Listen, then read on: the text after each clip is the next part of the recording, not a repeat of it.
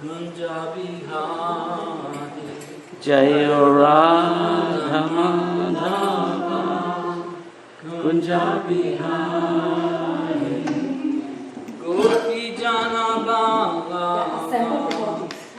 Giridhari Gopi Jana Vallabha Giridhari Suranandana Pradajana Ranjana Jashodanandana Pradajana Ranjana Jamuna Tira Vanachari Jamuna Tira Vanachari Jaya Radha Madhava Kunjabihari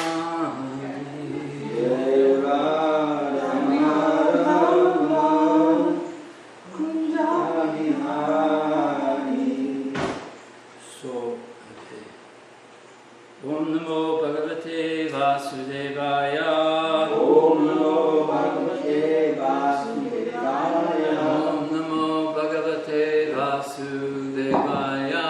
Om Namo Bhagavate Vasudevaya.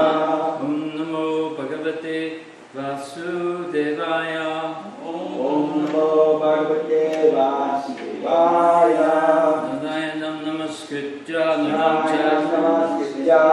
Chaiva Narottamam Narottamam Deving Saraswatim Vyasam Yam Saraswatim Vyasam Tam Jayam Udiriyet.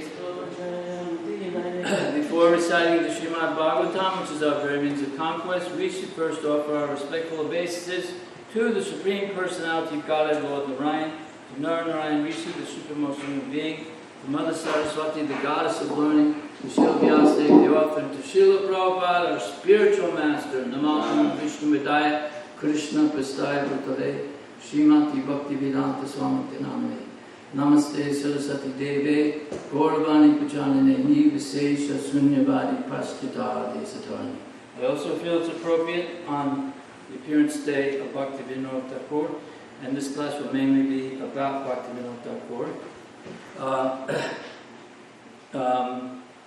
To read this one of his pranam mantras. Namo Bhaktivinodaya. Actually, if anybody can do it with me, or after I say it.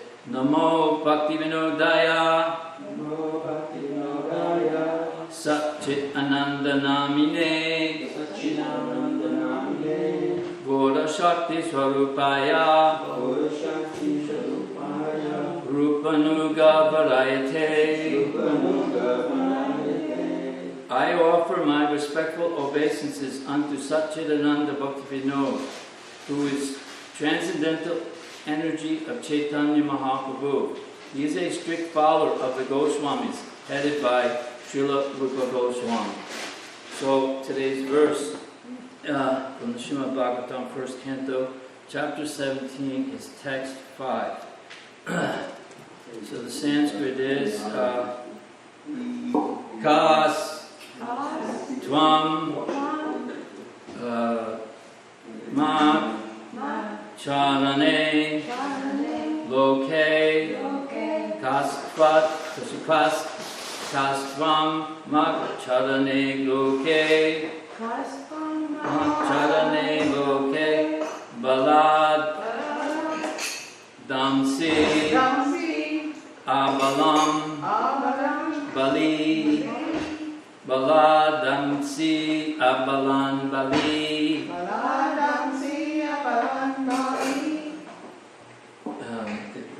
Nara Devo Si Vishena Nara Devo Si Vishena Natavat Karmana Dvija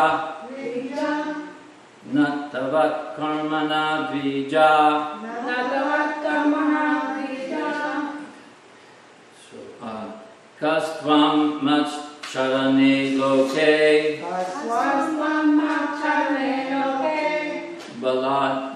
Baladamsi Abalambali Naradevosi Vesena.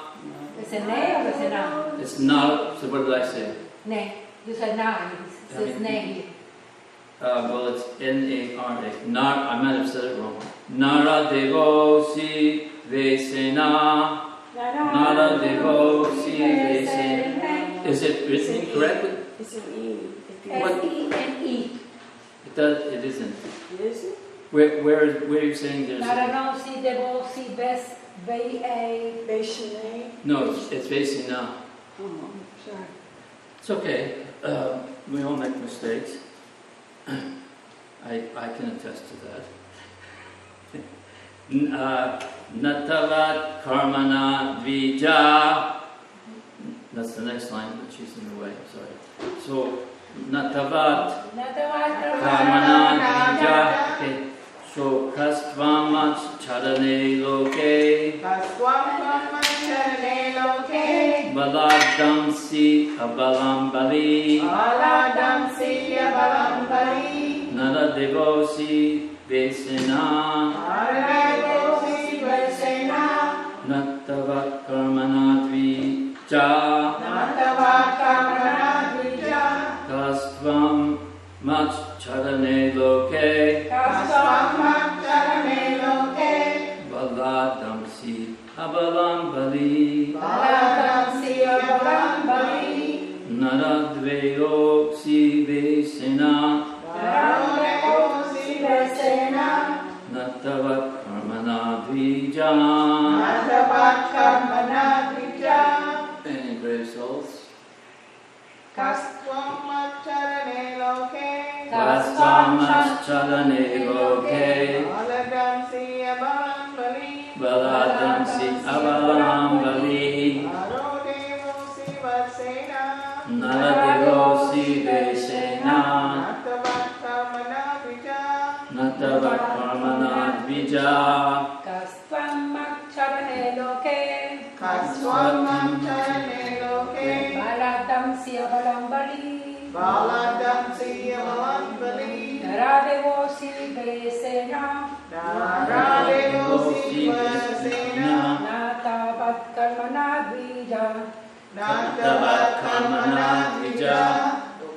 So, Kastvamacharane loke. Kastvamacharane loke. Baladamsi abalambali.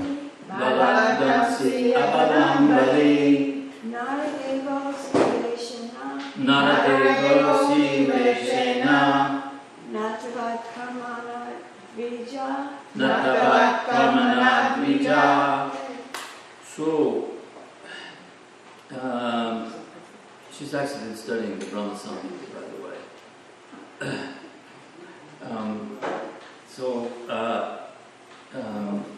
The word-for-word translation is Ka, who are, Tvam, you, Mat, my, Sadhane, under protection, Loke, in this world, Balat, by force, Hamsi, killing, Abalam, those who are helpless, Vadi, although full of strength,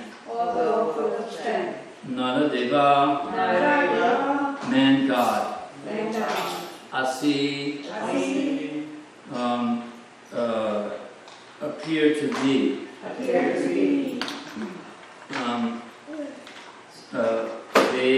Vesena, by your dress, Natavat, like a theatrical player, Karmana, by deeds, Advija, a man not twice born by culture. Not twice born by culture. So I'll say, you say in the translation, just so you know, I'm just reading this verse and a short purport about Parikit, and then I'm going to lead into Bhaktivinoda Thakur's because it's appearance day. I have an idea. Let's see if it works. Oh, who are you? Oh, who are you? You appear to be strong, You appear to be strong, yet you dare to kill yet you dare to kill within my protection within my protection those who are helpless. those who are helpless. By your dress, By your dress, you pose yourself you oppose yourself to be a godly man. to be a godly man. And in parentheses it says king. So the king should be godly. But by your deeds, By your deeds, you are opposing you are opposing the principles of the twice-born Kshatriyas. the principles of the twice-born Kshatriya. So, oh, I thought it was a short prayer. Purport. This is a long one. Is this the right one? Have we read this one already? Anyway, we're reading it now. Oh, who are you? You appear to be strong, and yet you dare. This is the wrong one. I'm sure it is. This is what this one's already been given. When Astika gave a class, I gave a 4. I gave a class on 4, and then the next day would have been 5. Yeah. So the verse is out. That's okay. We just chanted the nice Sanskrit verse. So, and we know that, and we already know the purport because we've already heard it on Thursday. So that's okay, no problem. So now I'm going to read the Sanskrit to 6 and go on to, I'll read. Yas tvam Krishne gate duram sahagam diva danvana sochosi asocham rahasi praharan vadam arhasi. The translation is, you rogue, do you dare beat an innocent cow because Lord Krishna and Arjuna, the carrier of the Gandiva bow, are out of sight? Since you are beating the innocent in a secluded place, you are considered to be a culprit and therefore deserve to be killed. I'll say, you say. You rogue! You rogue! Do you dare beat an innocent cow? Do you dare beat an innocent cow? Because Lord Krishna and Arjuna, Because Lord Krishna and Arjuna, the carrier of the Gandiva bow, the carrier of the Gandiva bow, are out of sight. Since you are beating the innocent in a secluded place, you are considered a culprit. You are considered a culprit, and therefore deserve to be killed. Purport. In a civilization where God is conspicuously banished, there is no devotee warrior like Arjuna, the associates of the age of Kali. The associates of the age of Kali take advantage of this lawless kingdom and arrange to kill innocent animals like the cow in secluded slaughterhouses. Such murderers of animals stand to be condemned to death by the order of a pious king like Maharaj Pariksit. For a pious king, the culprit who kills an animal in a secluded place is punishable by the death penalty, exactly like a murderer who kills an innocent child in a secluded place. So, I'll read it again. You rogue, do you dare beat an innocent cow before Lord Krishna and Arjuna? Because Lord Krishna and Arjuna, the carrier of Gandiva bow, are out of sight. Since you are beating the innocent in a secluded place, you are considered a culprit and therefore deserve to be killed. So this is the age of Kali. In the age of Kali, there is no Pariksit Maharaj. And Pariksit Maharaj, his son Jamanjaya, maybe the last real pious, virtuous king that we know of. Then I'm sure there was relatively, there was a great gradual decline. But now we're in the midst of it. It's like, if we were just to compare, say you're on a ship,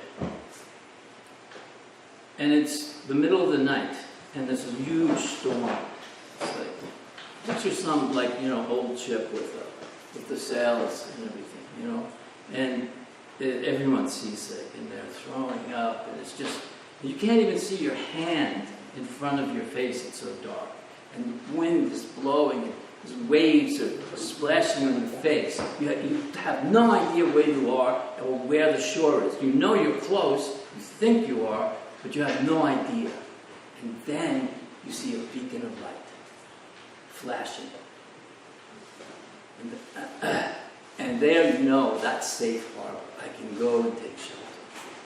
So in the midst of this very dark, stormy sea of Kali Yuga, when there are no virtuous kings who can protect the innocent animals and protect the citizens, like Parikit Maharaj, comes along great souls like Srila Bhaktivinoda Thakur. He came at a time, he was born, I believe it was the year 1838. But this was a time when it was about 400 years after Lord Chaitanya.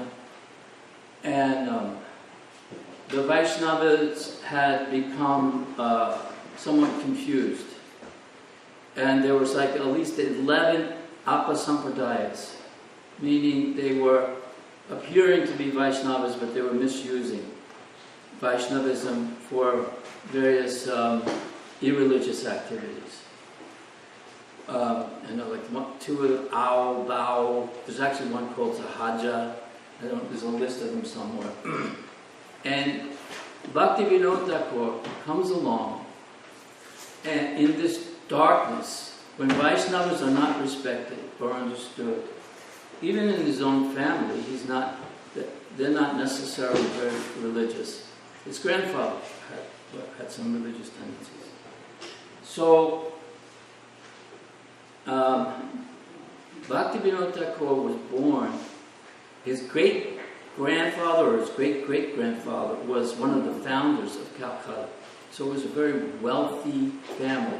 There were actually 3 portions of Calcutta. And his great-great-grandfather or his great-grandfather owned one of those 3 sections. And so in the beginning of his life, they had great wealth, and he had great opportunity to be educated in the best English schools. And he studied all of the English philosophies and became very, very knowledgeable. He studied all the great English teachings. He became expert in the Old Testament, the New Testament, and the Quran. He was well respected. There was some change of fortune, and they fell into great poverty. And he, at one point, became ill, and he visited a Muslim soothsayer, who was actually a healer as well. And this Muslim soothsayer predicted that the town that he had been living in at the time with his mother was going to become a deserted village, and that he, in the future, would become a great devotee of Lord Krishna. This was a Muslim. And, of course, we know that prediction came true. In the first part of his life, he was very dedicated to education, and he was a well-respected teacher, and gradually became in charge of a school. And that gradually led to a career as a magistrate. And he was well respected all over England. He was the most sought after magistrate.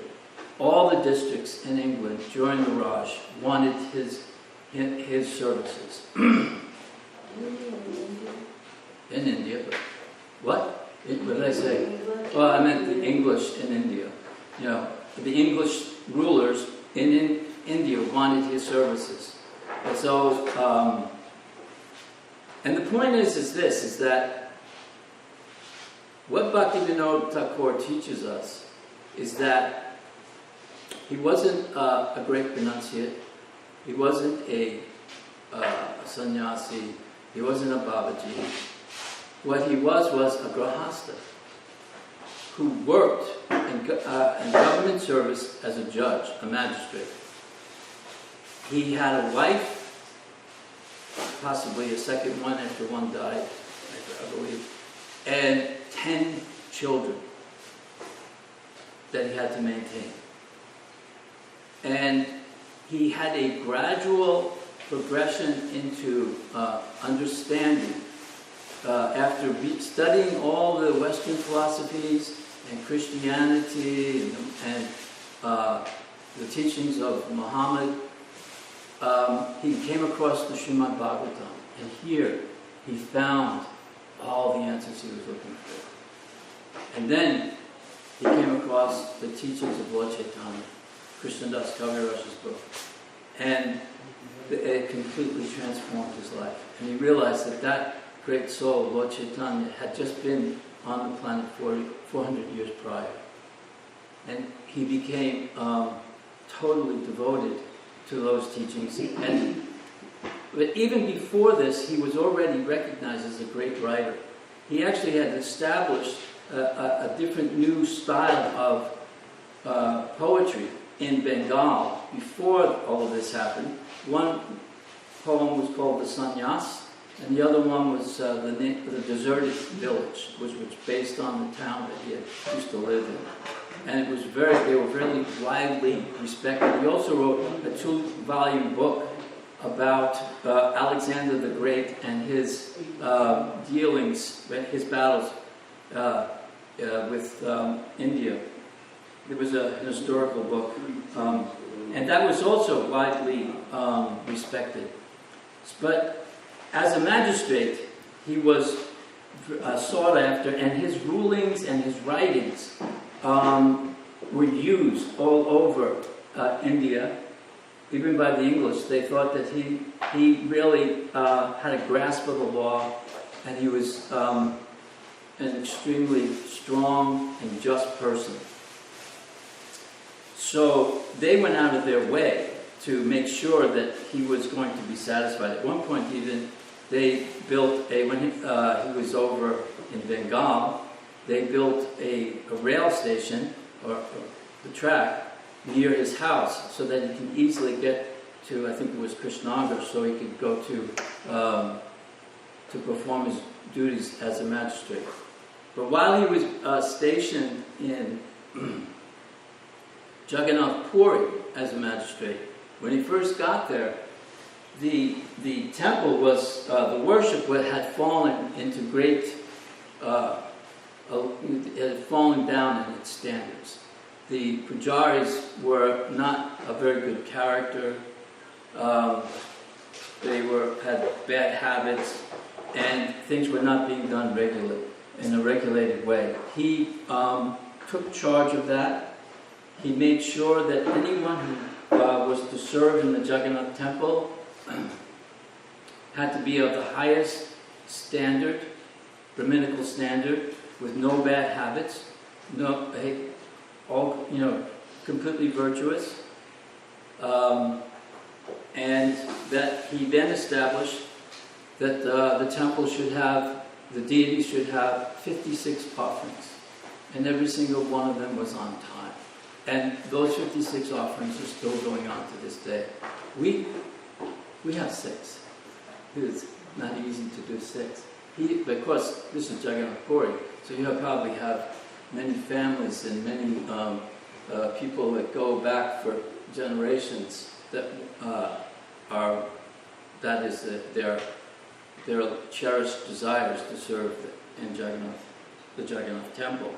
But they have 56 offerings. He established this, and he very strongly established the standard of who was to serve those deities, who was to cook, who was to do the offering, how the offering was to be done, and that was done by, that was one of his many accomplishments. He had a schedule, like in the old days in ISKCON, we used to say to each other, Prabhu, what's your program? So, I'd just like to read you his schedule. Bhaktivinoda's schedule was from 8 p.m. to 10 p.m. he took rest. 10 p.m. to 4 a.m. he wrote. 4 a.m. to 4:30 a.m. he rested. 8:30 to... Is that AM? No, I think it's actually, it's 4:30. 4:30 to 7 a.m. he chanted japa. 7 a.m. to 7:30 he wrote correspondence, letters. 7:30 to 9:30 a.m. he studied Shastra. 9:30 to 10 a.m. he bathed, took prasadam, which was a half liter of milk, fruit, and 2 chapatis. 10 a.m. to 1 p.m. he did his court duties. 1 p.m. to 2 p.m. he refreshed at home. 2 p.m. to 5 p.m. he continued his court duties. 5 p.m. to 7 p.m. translate Sanskrit Shastras to Bengali.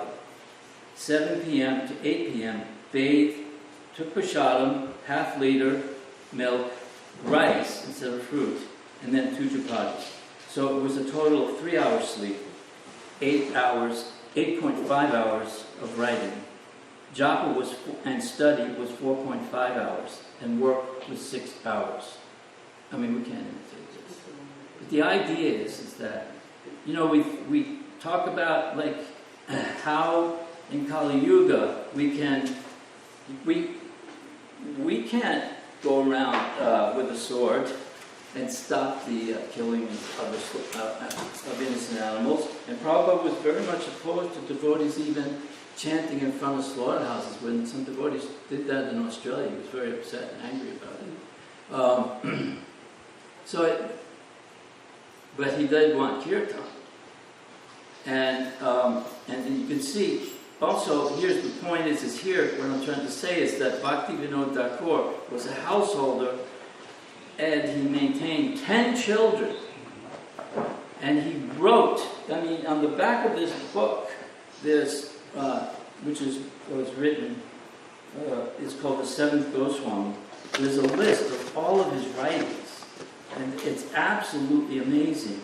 By the year, how many songs he wrote, how many books he wrote. There's one book here that I'm really, really fascinated to find out about. I've never heard of it before. It's called...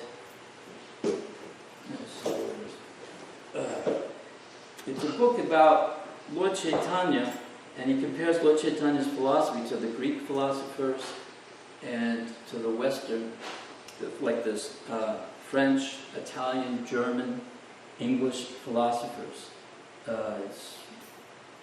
And then he also wrote in 1893 Jaiva Dharma, which is a very famous book.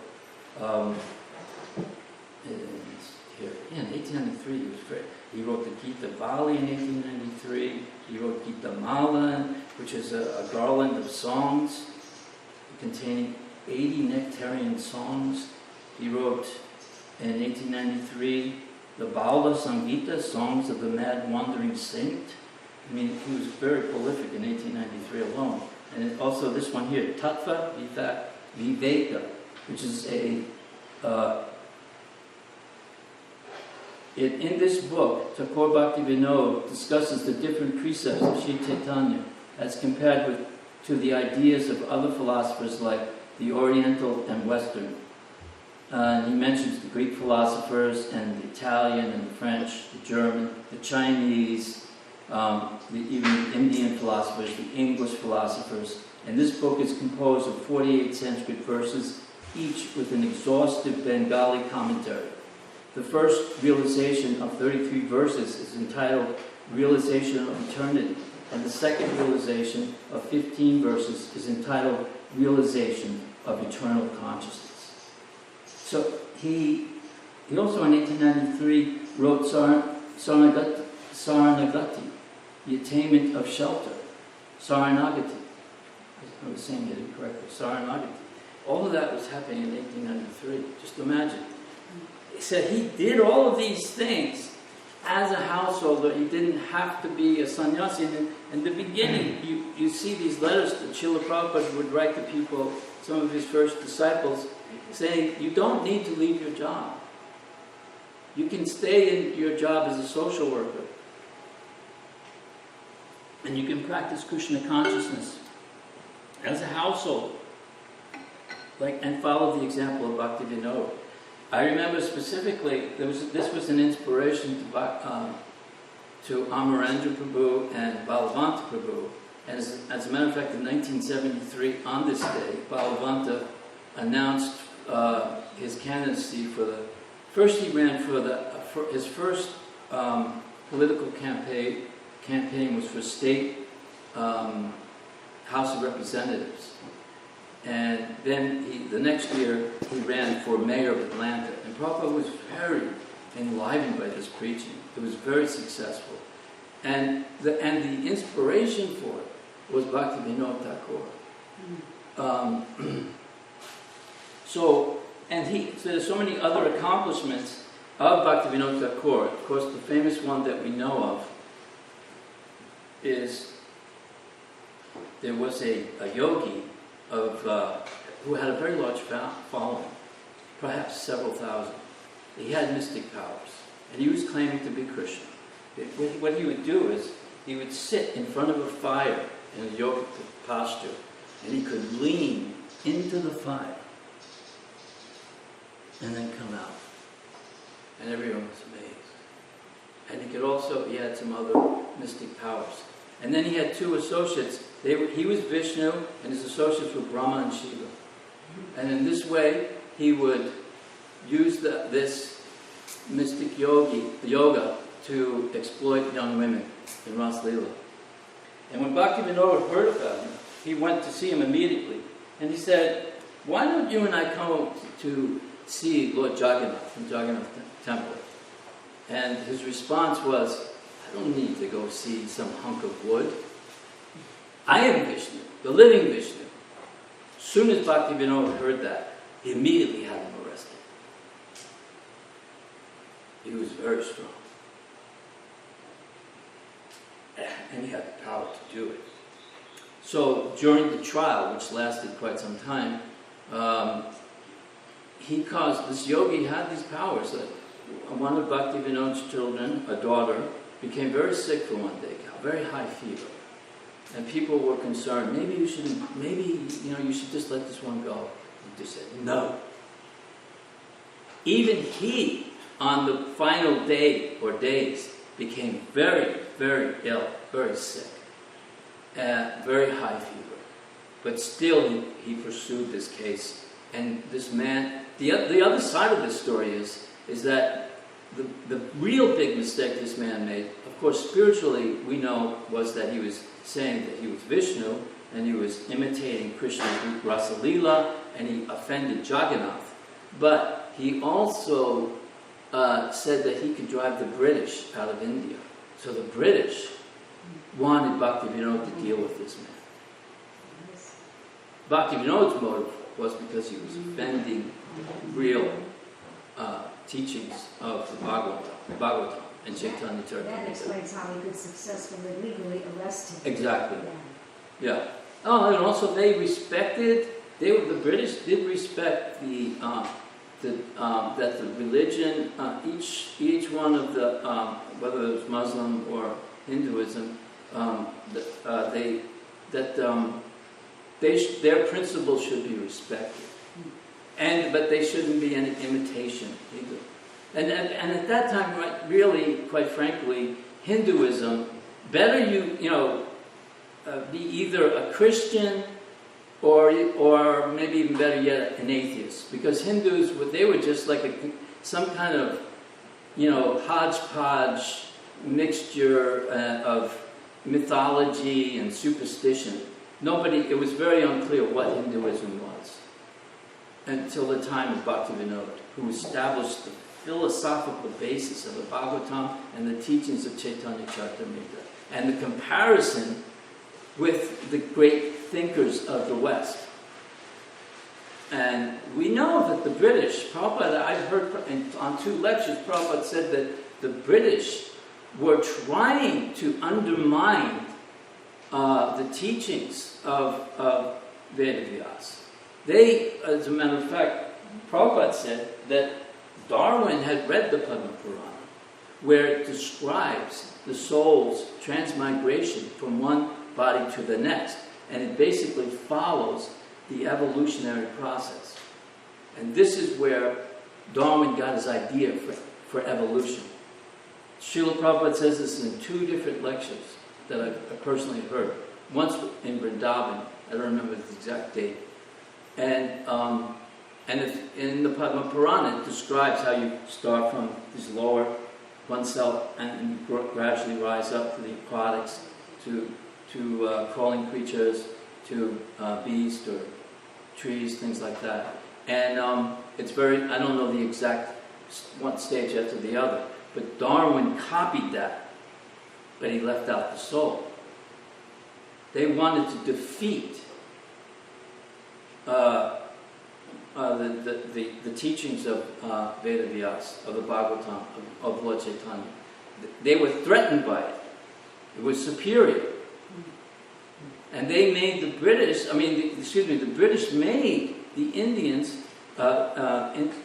ashamed of their own culture. They did the same thing in Ireland. They did the same thing all over the world. My grandparents used to talk about it all the time. They tried to destroy the culture that of that country, but their biggest challenge was destroying the Vedic culture, because that's where real culture was. And Bhaktivinoda was like the Parikit of the 19th century, but his sword was the pen.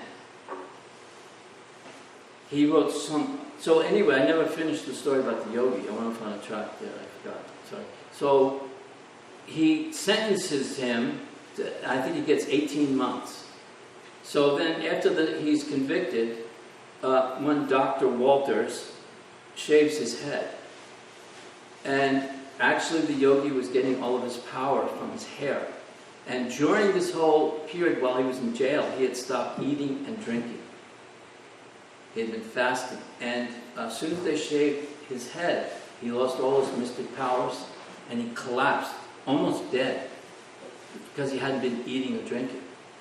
And then shortly after that, when he regained his health, he poisoned himself and committed suicide.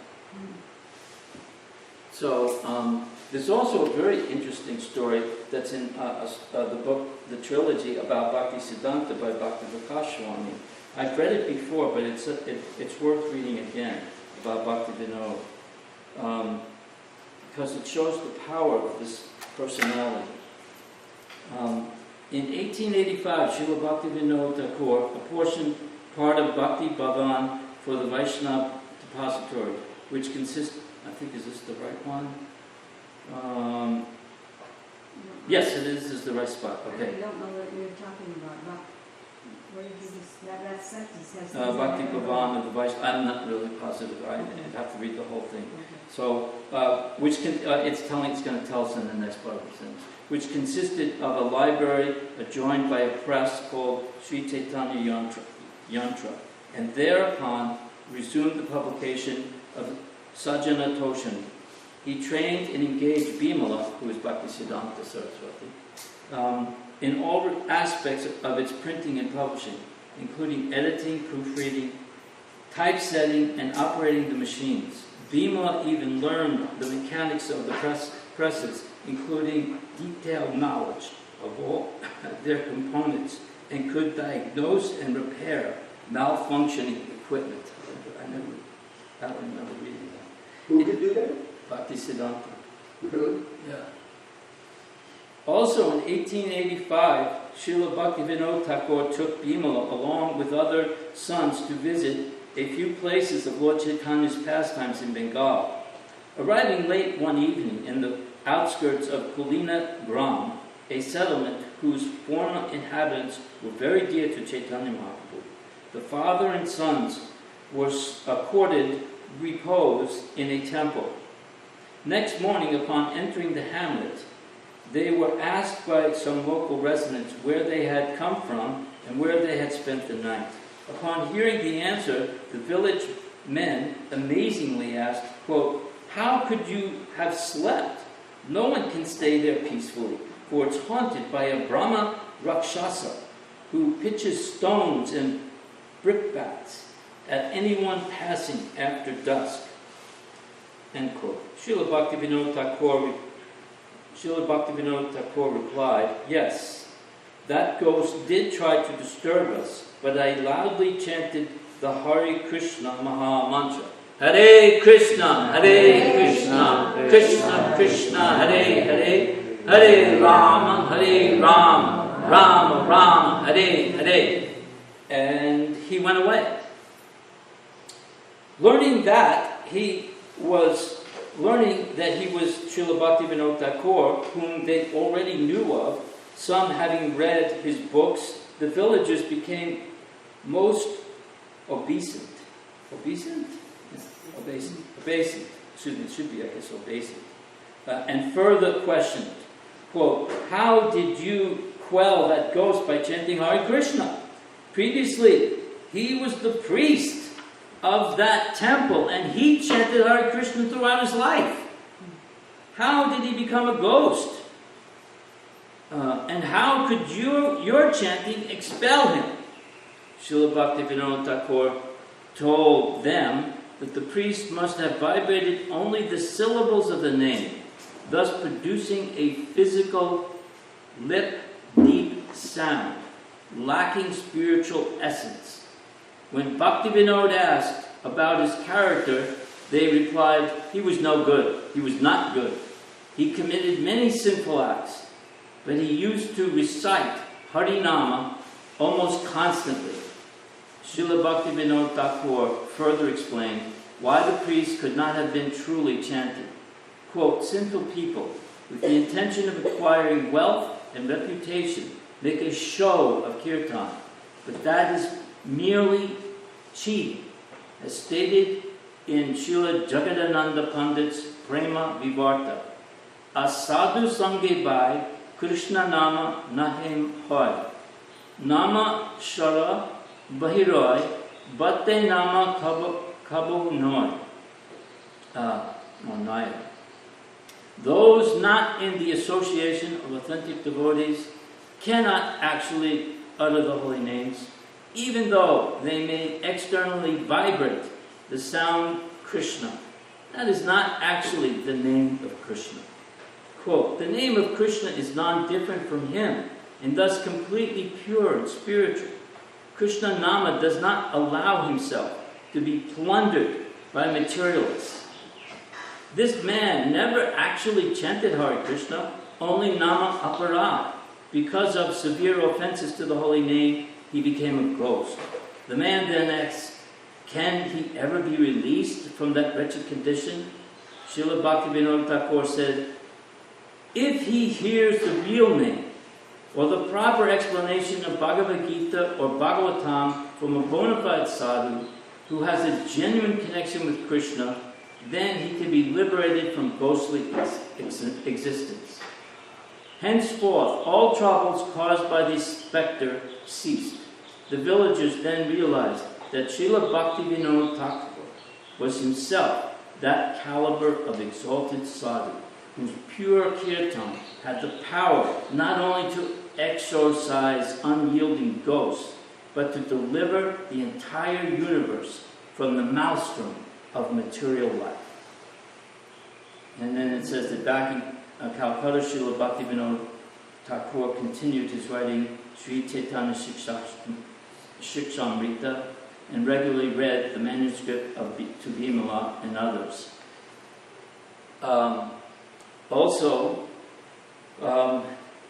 One other point about Bhaktivinoda Thakur is the present day Mayapur project was prophesied in a dream by Srila Bhaktivinoda Thakur. His home is directly across the Jalangi River, facing where Prabhupada purchased property and began building the Mayapur project. And in a dream, Bhaktivinoda Thakur saw a beautiful city with souls from living in bodies from all over the world, from Africa, from North and South America, from Europe, Australia, Asia, China, everywhere, all chanting the holy name together in harmony. This was predicted by Bhaktivinoda Thakur. This is why Prabhupada purchased that land. And in that same spot also, after Srila Bhaktivinoda Thakur left the mortal world, Bhaktisiddhanta Saraswati took a vow.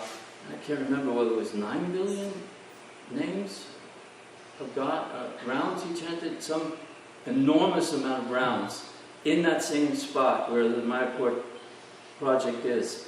He lived there first with just an umbrella and even had rips in it. Then they built a hut and even that had holes in it.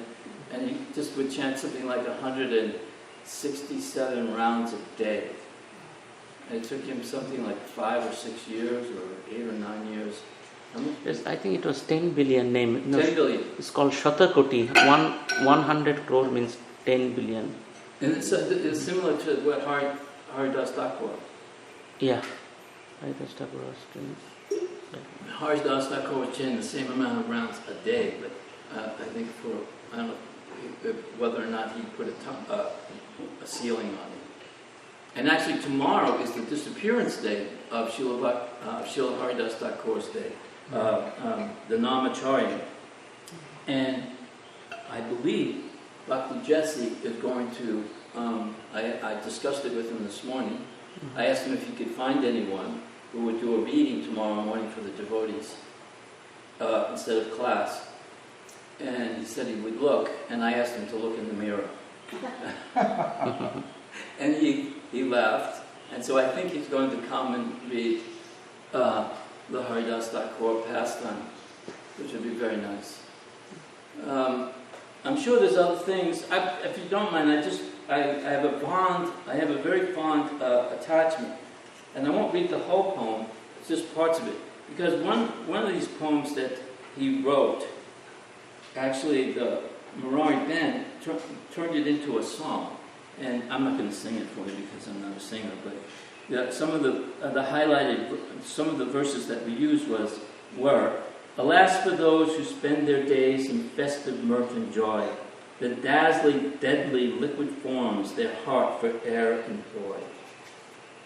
The shining bottles charm their eyes and draw their hearts' embrace. The slaves of wine can never rise from what we call disgrace. Was man intended to be a brute in work and heart? Should man, the Lord of all around, from common sense depart? Man's glory is in common sense, dictating us the grace that man is made to live in love, the beauteous heaven's embrace. The flesh is not our own, alas, the mortal frame, a chain. The soul, confined by former wrongs, should try to rise again. Why then this childish play in that which cannot be our own, which falls within 100 years as if a rose alone? Some of this was also in a song by Mangalananda on his first album that he took. So this poem has been used by devotees and put to music. This part here is part of the Mangalananda song. The first part is part of the song the Murari band did. How deep the thought of times to be, how grave the aspect looks, and wrapped in awe become, I, when reading nature's books, man's life to him a problem dark, a stream both left and right. No soul hath come to tell us what exists beyond our sight. But then a voice, how deep and soft, within ourselves is left. Man, man, thou art immortal soul, thee death can never melt. For thee thy sire on high has kept a store of bliss above. To end of time thou art, he who wants but purest love. O love, thy power and spell benign, now melt my soul to God. How can my earthly words describe that feeling soft and broad? Enjoyment, sorrow, what but lots to which the flesh is heir? The soul that sleeps alone concludes, in them it hath a share. And then, my friends, no more enjoy nor weep for all below. The woman, wine and flesh of breasts, no love on thee but to bestow. This is actually just, I wasn't planning on reading it all, but I'm almost finished. but thine to love thy brother man, and give thyself to God, and God doth know thy wages fair. This fact is true and broad. Forget the past that sleeps, and near the future dream it all, but act in times that are with thee, and progress thee shall call. And tell me not in reasoning cold, the soul is made alone, by earth's mechanic lifeless rules, to destruction prone. My God, who gave us life in all, alone the soul can kill, or give it all the joys above his promise to fulfill.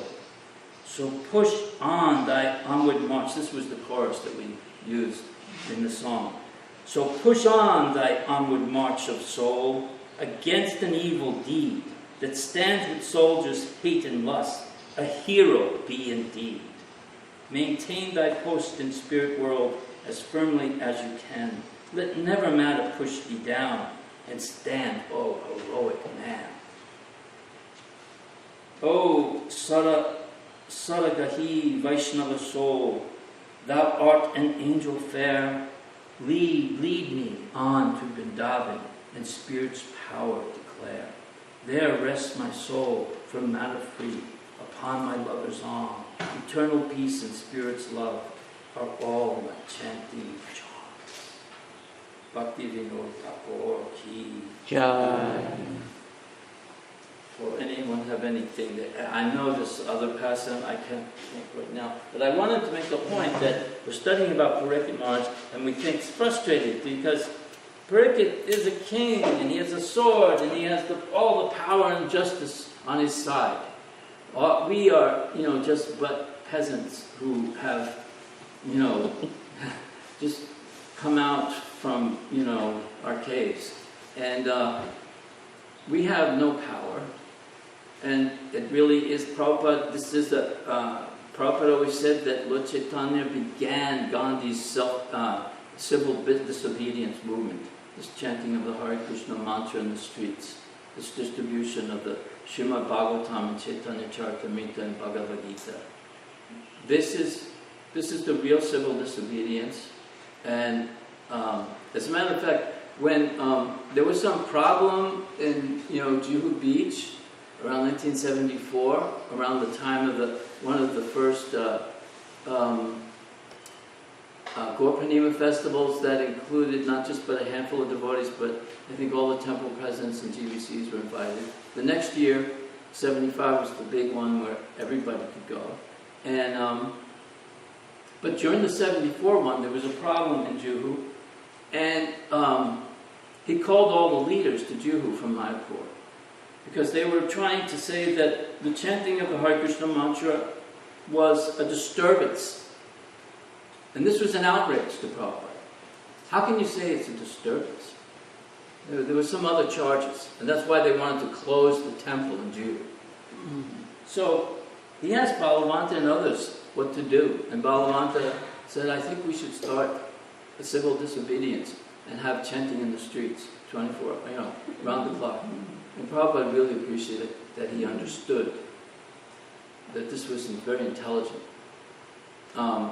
So this is the mood of Bhakti Vinod, and even though we may not be sannyasis, we have families, in the future there'll be more. Not everyone is meant to be there was a stage in our movement where we thought everybody had to be a sannyasi, a brahmachari.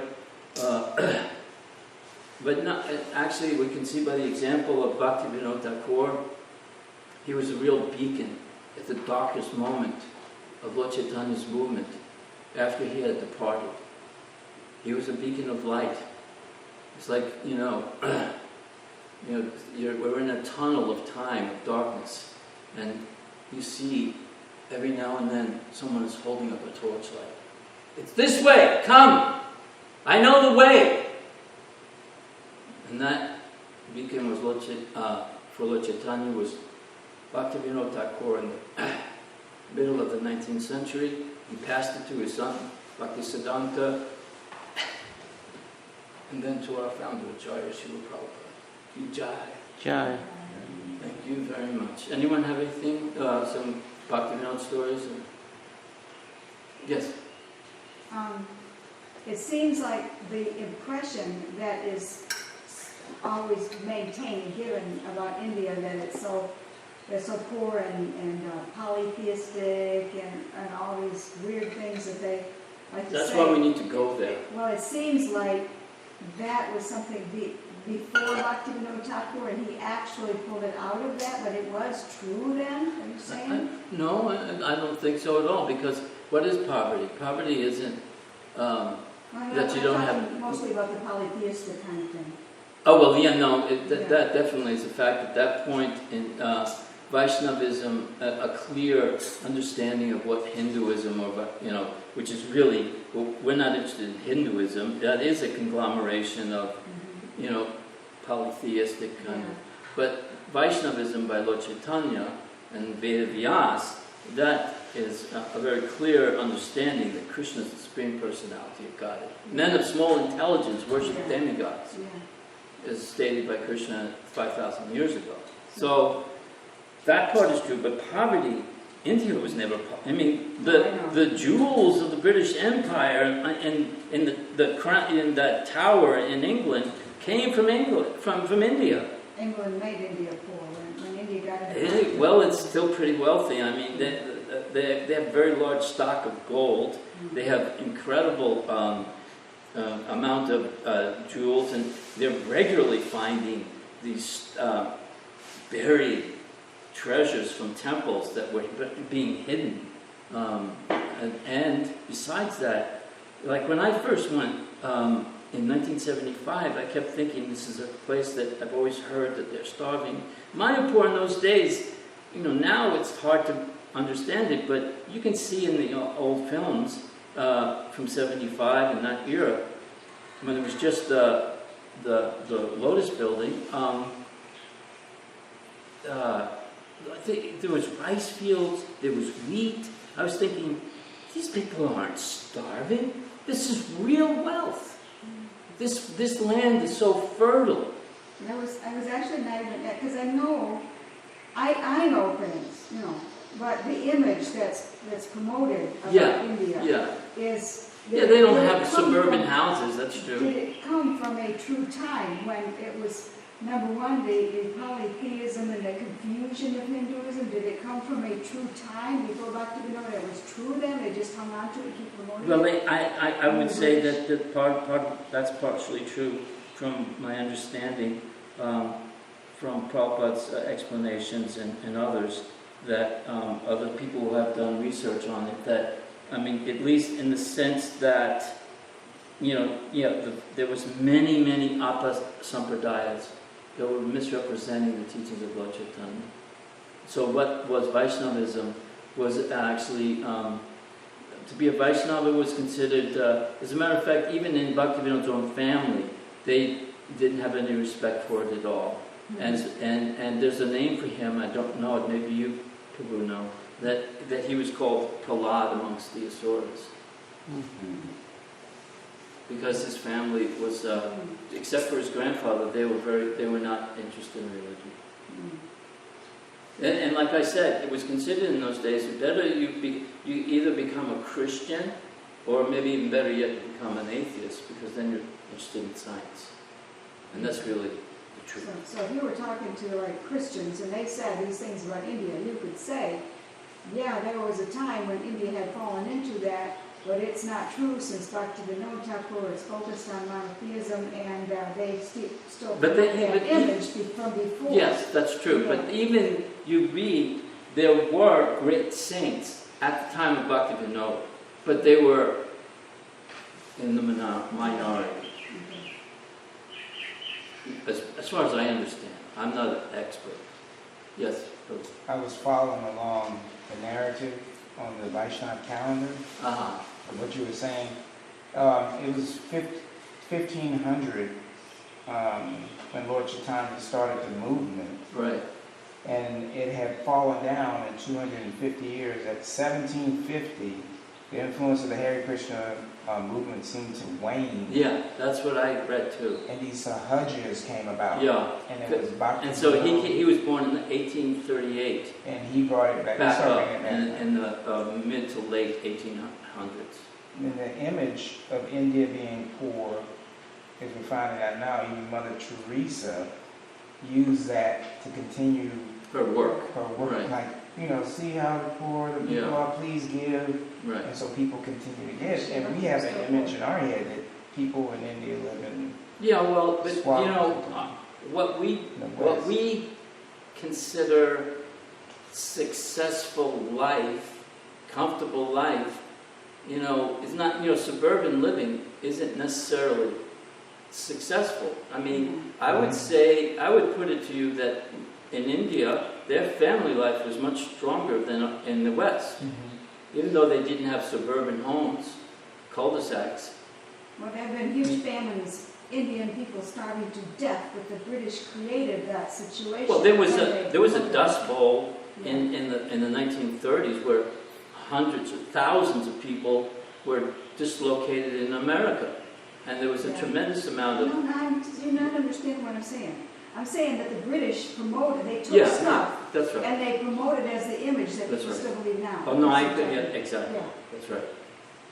And I still think that they still try to do that. As a matter of fact, I recently, you know, when there was some tsunami, and part of, I think, Chennai area was affected, they turned down aid from the West. You know, he said, we're not. And could, you know, Prabhupada, and the first time I actually really got a chance to see him, well, I did see him speak before that, but then there was one night when, this was in Brooklyn, there was a small group, you know, maybe 50 Indians came in, and so we were outside and he was speaking to them in English, and he said, you have all come as beggars. I'm the only one who's come to give. He said that all the time. He wasn't interested in, impressed with the Indians who were coming to get the quote-unquote technological advances of the West. But he compared that Indian America to the lame man and the blind man. America's blind spiritually. India has vision. But India was lame in terms of some of its technological advancements, even though apparently the radio was discovered by an Indian gentleman. I think his name was Bose. Charles Bose, yeah. But the British decided to give it to Marconi because they did it around the same time. BOSH, right? Yeah, BOSE. SE. Oh, SE, that's yes. right. And Yeah. they have a company now. No, made they that- have a company that says that now. Just like Tesla. Yeah. So those kinds of things, there were things that were discovered by the Indians, but the credit was given to Europeans. Whatever damage the British could do. But these are all material designations. The point is the spiritual component. They were all spirit souls. Anyway, so can we just end with a Hare Krishna mantra together? Hare Krishna, Hare Krishna, Krishna Krishna, Hare Hare, Hare Rama,